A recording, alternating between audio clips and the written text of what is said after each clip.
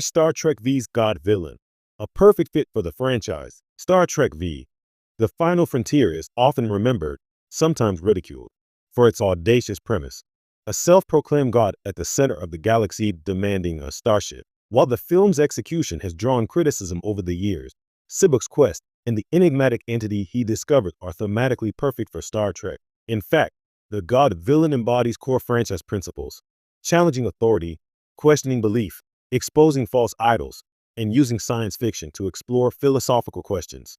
A villain rooted in Trek tradition. From its earliest episodes, Star Trek has consistently featured villains who masquerade as gods. The Organians, Apollo, Q, Trellin, and the Metron all existed above human comprehension, and many sought to manipulate or test humanity. These godlike beings served as narrative devices to study ethical choices, self-determination, and humility.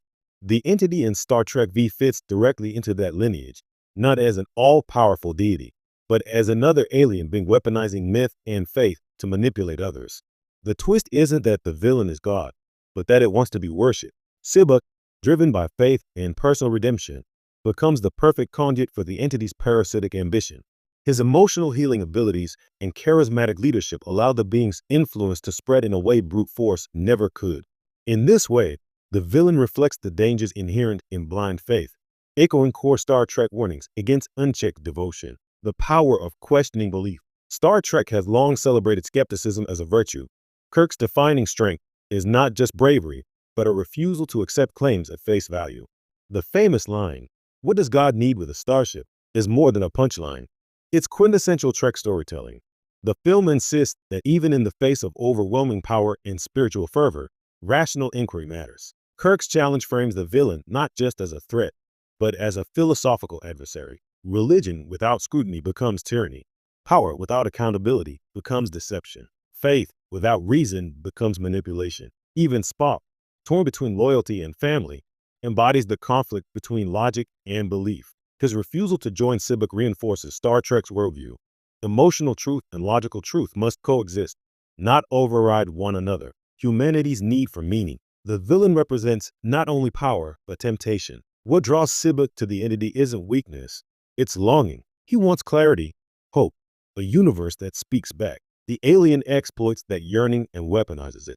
This mirrors real human history, where the promise of divine purpose often fuels both great achievements and devastating tragedies. The film argues that humanity doesn't need cosmic validation. It needs self-determination. True meaning isn't given from above, it's constructed within. That message aligns with Starfleet's ethos.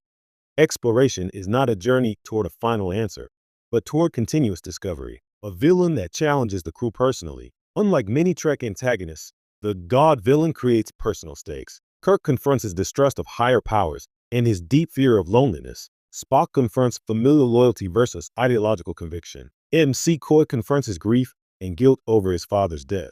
The entity forces these wounds to the surface, not by brute force, but by exploiting emotional vulnerability.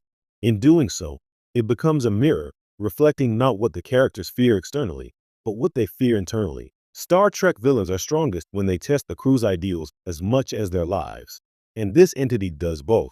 Why this villain deserves reappraisal. While The Final Frontier struggled with production issues, budget cuts, and tonal inconsistencies, its antagonist remains thematically resonant. It embodies the franchise's tradition of deconstructing godhood. It challenges characters' beliefs rather than just threatening their safety. It transforms faith from a backdrop into a narrative weapon.